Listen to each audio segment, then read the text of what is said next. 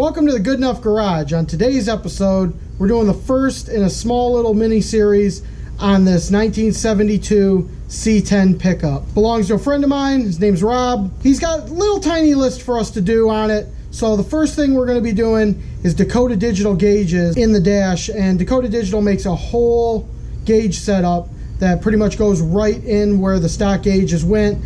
Comes with a new panel. So first off, let's head over to the bench and check out what we got to work with first and unbox this thing and see what we got.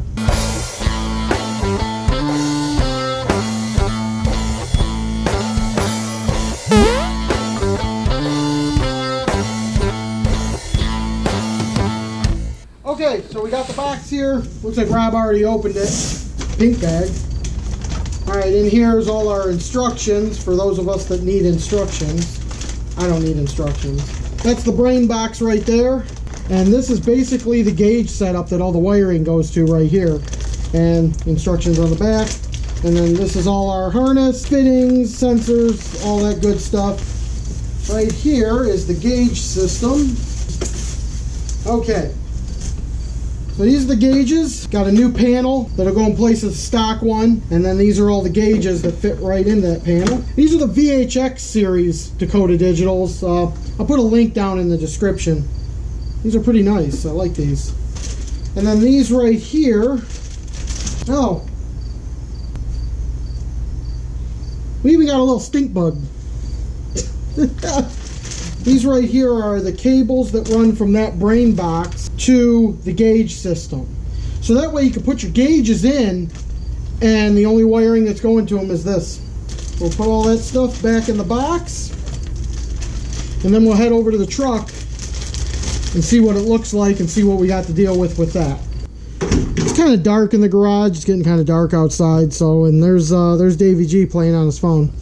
So here's the stock gauges. Here's what he's got going on. He's got kind of a hodgepodge going on in here. That's a stock speedometer, stock fuel gauge, and everything. Those will be replaced by the tach and the speedometer.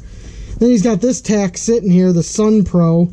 That's going to be gone. Looks like it's zip tied to the column. That's sweet, right? Got a water temp gauge. His oil pressure's over here. Looks like these are autometer gauges, and then he's got a volt gauge down there. So all that stuff's going to be gone, and that whole thing will be replaced with that new unit.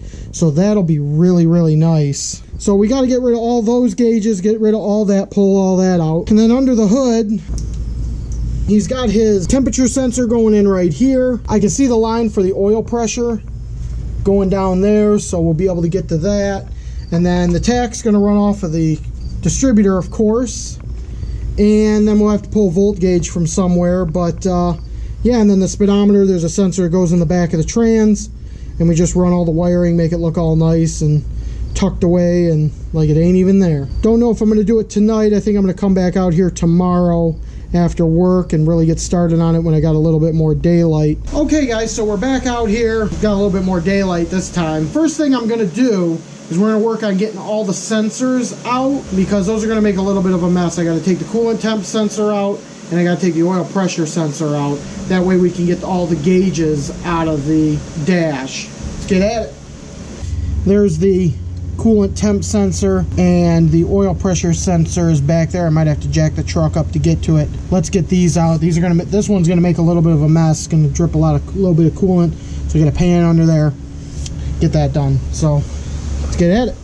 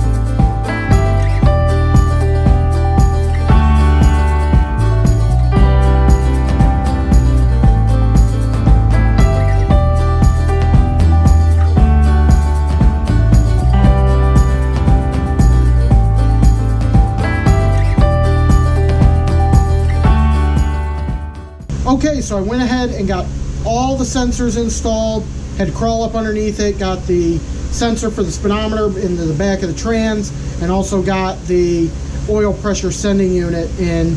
So all the sensors are in, all 3 of them. So next up, we got to go in the interior. Oh, by the way, if you notice, I changed my shirt. I got doused in coolant, so go me. We're going to go into the interior now, start tearing apart that dash. We want to get all our wires labeled, make sure we know which wire goes to what, so that when we go to hook all the new stuff up, all we got to do is just run those wires into that box. We also got to figure out where we're going to mount that brain box too, so we'll do that while we're in there too. So let's hop in the interior, see what we got going on. Go me! Okay guys, so now we're inside the truck and we're going to work on getting all these gauges out. This tack looks like it's zip tied to the column, so we'll get that cut off. We're going to have to drop the column, got some screws, and we're going to get this whole panel to come out, and then we're going to disconnect all of that. Here we go. Go me!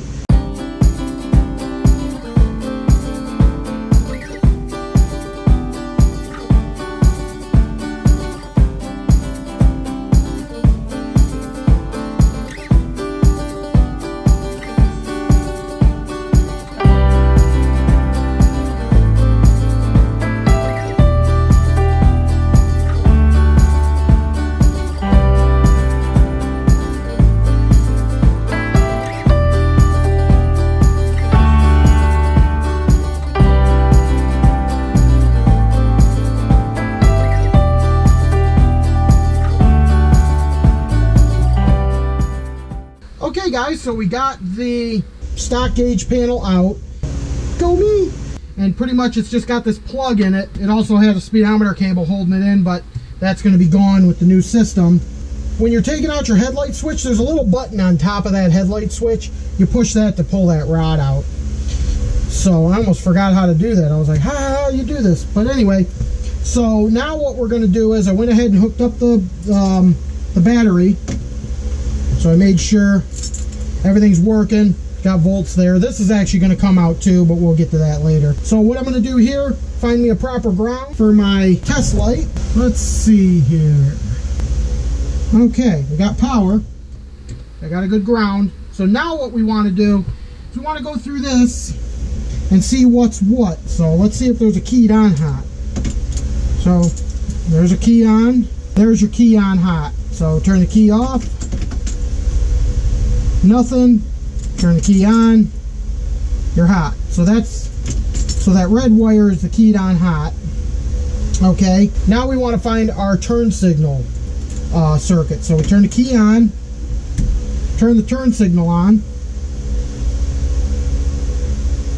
Okay. So this wire right here, this blue wire, that is the right turn signal. Now we want to find our other turn signal. Okay, the light blue wire. Light blue is the left turn signal. So we got our turn signal wires. So now do we have an illumination on here? Let's find out. I believe we got a ground issue in this car. You see how dim that light is? And that's on the right side, so there's got to be a ground issue in this car or something going on. But that was the left side, right? That was the left turn signal? Yeah. We definitely got a ground issue going on for that left side, so we're going to have to look into that, but we kind of knew that was already happening. Okay. So that's your illumination wire. Okay, so there's your illumination right there.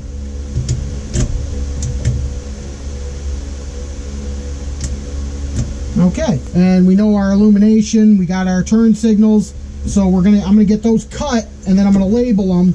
I believe the system needs a full-time hot as well, so we're probably gonna go right off of the fuse panel for that. This really gets us where we need to go, so let's go ahead and get that done.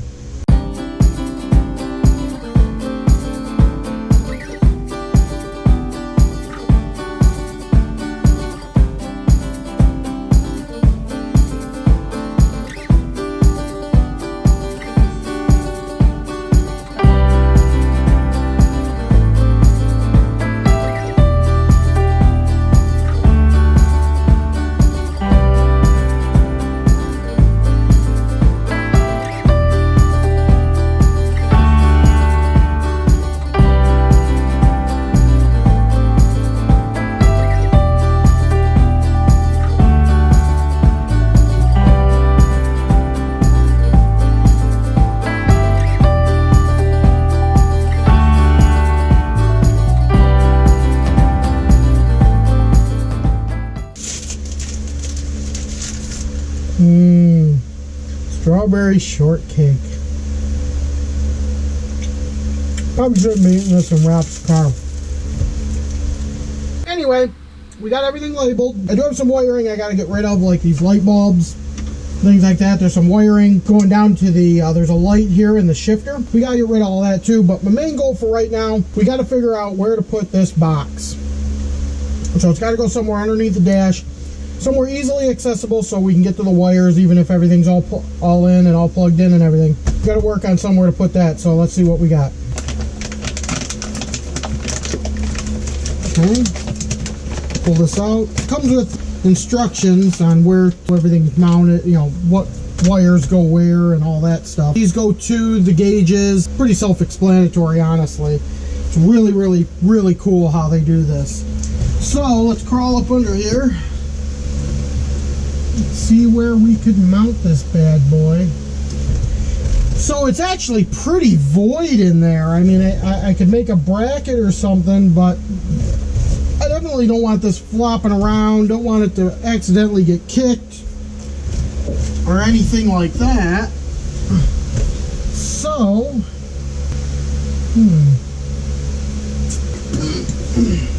that's gonna be a real pickle. Probably go off that bracket. Okay. So I'm actually going to mount it in this void right here. I got to make up some brackets, so I'm going to go ahead and do that off camera, and then I'll be back to show you what I made. So stay tuned. Okay guys, so I got these two brackets made up. Just made them out of like some bulk stock aluminum, rounded the edges, drilled the holes, fitted up in there, so the brain box is really good. So I'm going to go ahead and I'm going to go spray paint these black so they look real nice.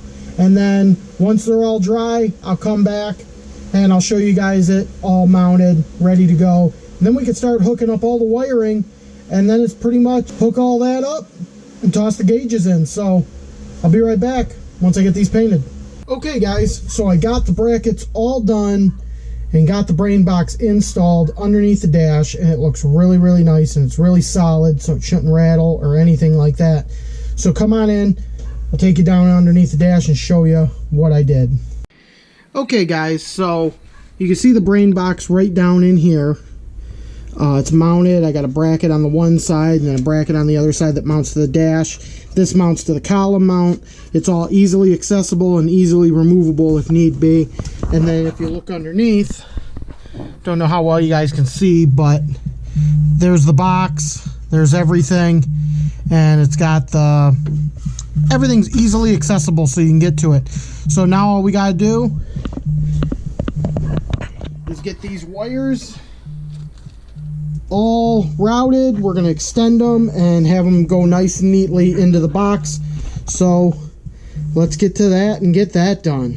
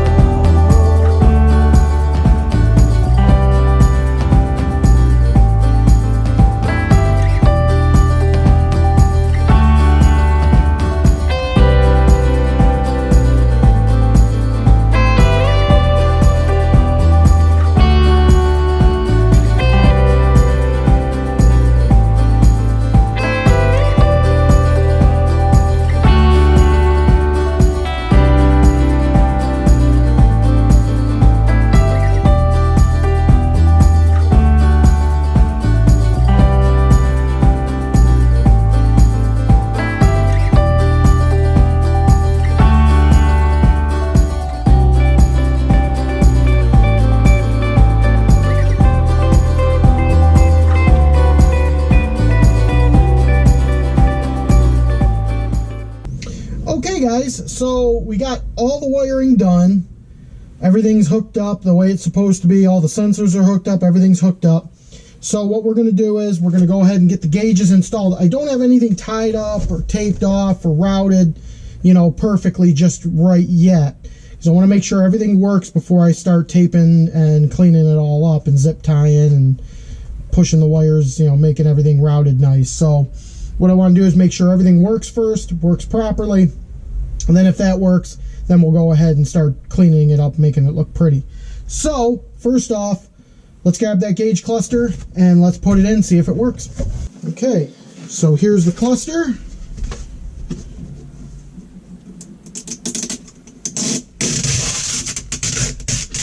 Peel that off of there.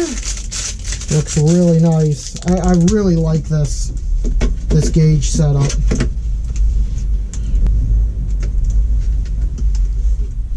Oh, it does have, okay, it does have two cables, and I thought it just had the one. So let me put in that other cable, get that, and then looks like we got to mount this to the gauge face. Like I said, I'm not going to do that just yet. I'm going to make sure all this works, and then we'll get it mounted. So I'm looking in the box and everything, and I'm not seeing the screws to fasten this to this, so that's kind of only mildly concerning, but we'll figure something out. If I got to run to the hardware store and get some quick screws, we'll get it working right. So we crawl under there, plug this in. This is basically like a phone cable for you people that are old enough for landlines, computer cable, what have you. I'll hook that one in too. One thing about this gauge cluster that was really interesting is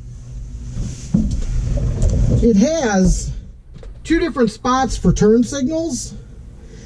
I don't know why. I don't know why Dakota Digital did that. So you can either have the turn signals on this one gauge, or you can have them up here. I mean, it would make sense to put them up here, but if you want to have them up here, you got to run extra wires into the back here. So like your two Ethernet cables go in here, and then this one's for the clock that goes to just direct hot, and then you got to run your turn signals into there, which I think that, well, in my honest opinion, kind of dumb, but whatever. I mean, as long as it works right. So let's go ahead and get this installed. I'm not going to put the face on it just yet because we got to get some mounting screws for it. I want to make sure this all works. I'm a big fan of measure twice, cut once.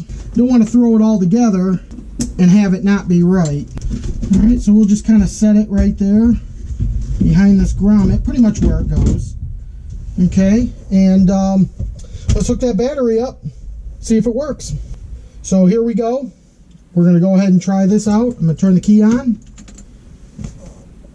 Everything comes on. We got a volt gauge, so the volt gauge is working. Fuel isn't working because we still have to set it.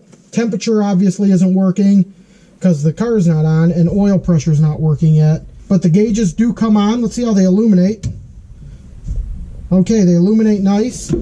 Now, the turn signal's on because we do have a ground issue somewhere in the car that he wants me to help figure out. There's definitely an open ground somewhere, and that's what's causing this problem here.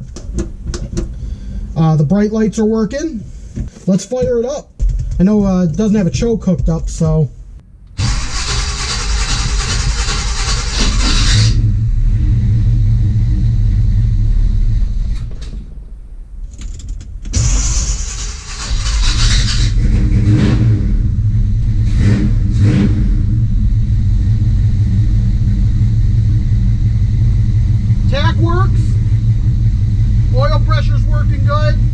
Won't know the engine temp until we get it up to temperature, but the volt gauge is working. So let's I'm going to shut this off. Okay, we know that works. Let's make sure the turn signals work while we're at it. So turn this back on. Okay, that turn signal's working. That one's working too. All right, cool. So I guess next up, I'm going to go ahead and off camera, just get this all cleaned up and get this installed, and I'll come back when I'm getting ready to install the thing for the final time. So anyway, see you guys shortly. Okay, guys, we got this thing all installed. I do have to go up to the hardware store. I'm going to get some better screws. These screws are what he had in the old one. We definitely want to get something that looks a little bit better than that. Those are like just regular hardware screws. So I want to get something that's countersunk, that kind of fits in the holes a little better. makes us line up a little bit better. I still got to get the knob on the windshield wiper switch, but that's just a set screw. The collar that goes on the headlight knob isn't going on very good. I think the threads might be a little messed up, so we'll try to get that fixed too. Let me go hook the battery up and we'll try this thing out for the final time, make sure it all works. The battery's hooked up. Turn the key on. Look at that, they come on real nice. They light up really nice. I mean, I really like the way they light up. That looks really good. Turn signals work. Up here. Okay. Clock seems to be working. Volt gauge is working. Let's fire it up.